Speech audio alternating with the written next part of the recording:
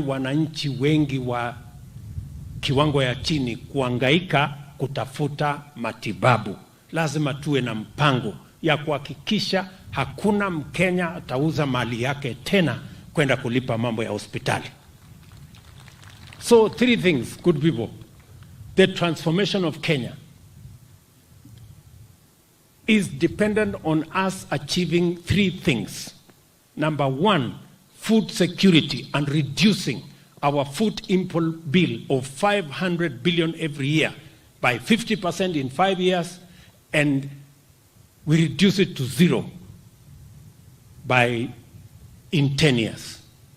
Secondly, we must create jobs in housing, digital jobs, export of labor. That is not negotiable. That is not something that we can argue about. And number 3, we must sort out universal health. Health must be available to every citizen, irrespective of their financial status in society. No Kenyan should sell their property because they want to pay hospital bills. Those 3 things, I want to persuade us as Kenyans. We can argue about other things, we can quarrel about other things, we can compete about other things, but these 3 is what has delayed the transformation of Kenya, and we have lost a lot of time. That is why Kenya is not together with all the other countries we started with. And therefore, I will do whatever is possible to make sure that we achieve the delayed transformation of Kenya. It is a moment in history that we must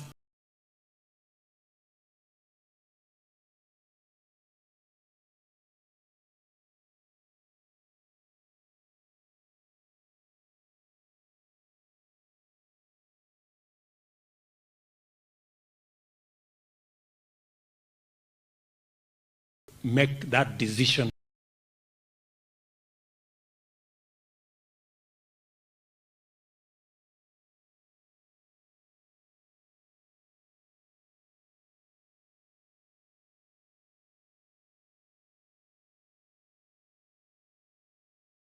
Ya kwamba Wakenya wanapata matibabu na Mkenya asiuze mali yake tena. Kila Mkenya awe na bima ya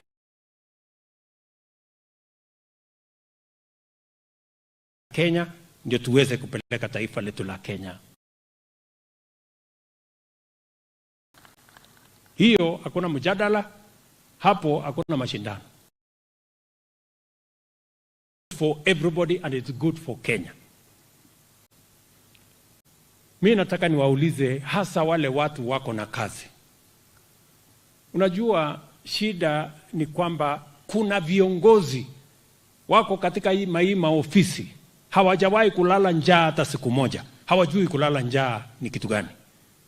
Kuna viongozi hawajui kupiga lami mpaka kiatu inaisha kwa sababu unatafuta kazi. How it feels to be jobless. Na kuna watu ambao hawajauza mali yao ndio walipe bili ya hospitali. Ndio mimi nataka niwaulize viongozi, those of you who have resources, those of you who have money, you can hire lawyers, you can for other Kenyans, people who have no food, hungry Kenyans. You have money to hire lawyers, to pay judges so that they can sabotage jobs for millions of our young people, because you have never been jobless and you don't know how it feels for millions of young people in Kenya who today have no jobs.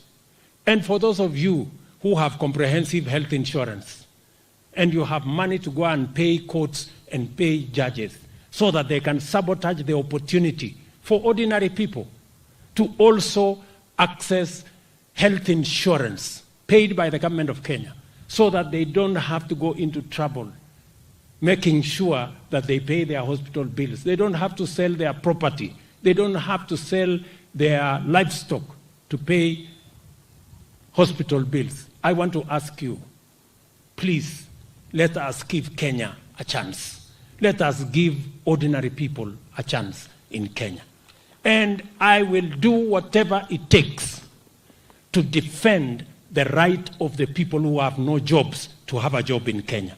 I will do whatever it takes to make sure that those who don't have health insurance have health insurance in Kenya. It is their right. The Constitution mandates the government. Our manifesto was voted for by the people of Kenya. The legislature passed the necessary laws. Please, let us give ourselves a chance to change Kenya. I am saying that from these grounds, mahali mimi nililelewa, na waomba wale wengine wote. Unajua Kenya iko na matatizo. Kuna watu pale hawajalala njaa, hawajui kupanga vile tutazalisha chakula, tuwache wananchi wengi wasilale njaa. Badala ya sisi kupanga vile ya kuzalisha chakula, wanatufanyia maandamano, wanaweka sufuria kwa kichwa. Hiyo sufuria sijui itasaidia nini. Kuna watu ambao hawajawahi kupiga lami, hawajui kukosa ajira ni nini. Hawajui mamilioni ya vijana wetu hawana nafasi ya kufanya kazi. Tumepanga mambo ya housing kwa sababu ndio itatupatia nafasi ya kuzalisha ajira. Pale katika factory kuna watu watafanya kazi.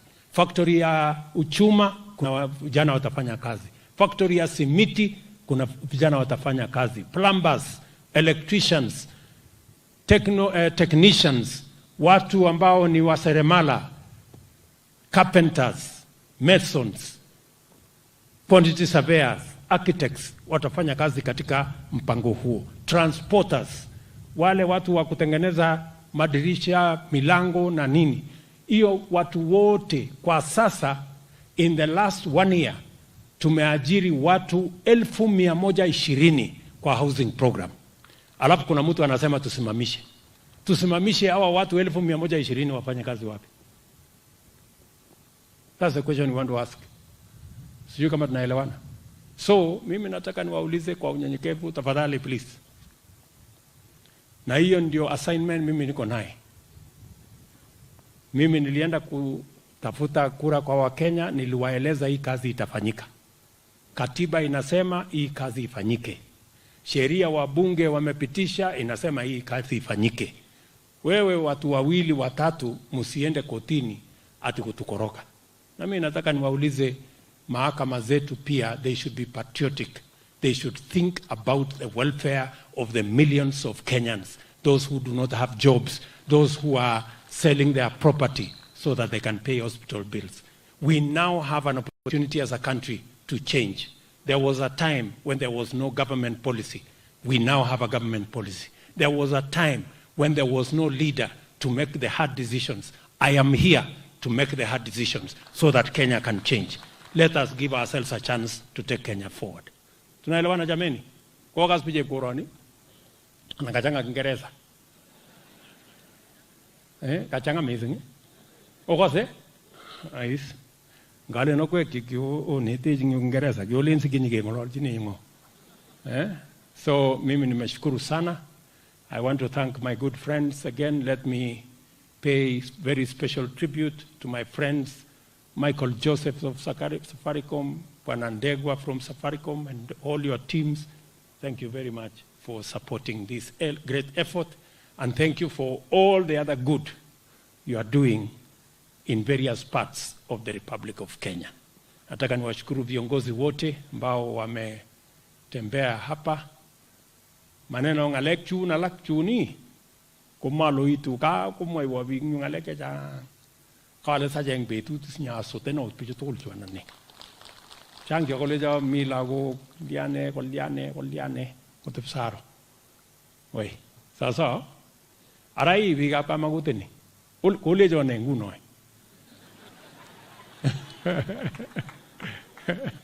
kole ne nguno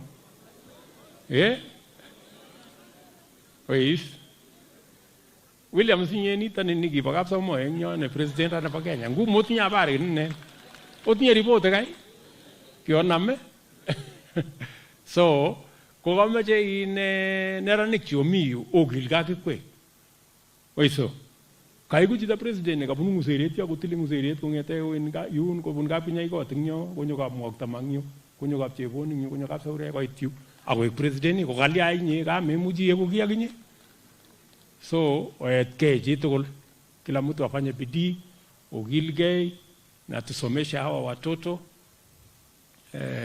na tupatiane nafasi kwa kila mtu. So mambo yale mengine nimeongea na viongozi wenu na mimi nitakuwa hapa tena kesho. Mimi naenda kuanzisha mpango ya affordable housing. Nyumba za kwanza 10,000 mimi naanzisha kesho. Hapa. Tunataka kujenga nyumba Kidiwa, tunajenga nyumba kule Pioneer, tunajenga nyumba Saroyot huko, nimeambia hawa wapange nyumba kule Ziwa. Tunataka kupanga nyumba hapa Yugure na Jwagali wapi, tunataka kupanga hii dunia. Ile kitu mimi nataka tupunguze ni kukata shamba ya huko nyumbani. Ile shamba ambayo iko huko nyumbani tuache tulime naye chakula. Lakini kukatakata na kwenda kuishi huko ni kuharibu. Sawa sawa? Especially nyinyi watu wa Uasin Gishu, nyinyi ndio bread basket. Watu ya hapa Western Province ni bread basket. Watu ya Kitale ni bread, hii dunia hii yote. We want to minimize land fragmentation so that we can enhance our food security by making sure that we use that land productively. Mumesikia tumeweka pesa kule kwa AFC. Muweze kukopa hiyo pesa, muendeshe nayo kilimo. Mambo ya maziwa tumeipangia vizuri. Nilikuwa India juzi, tumepata karibu shilingi bilioni 37 ya kusaidia sekta yetu ya kilimo. Ndio tuhakikisha kwamba tunazalisha chakula, tunaendesha kilimo na Kenya inasonga mbele. Hapa pia tumeweka pesa ingine milioni 500 kuanzisha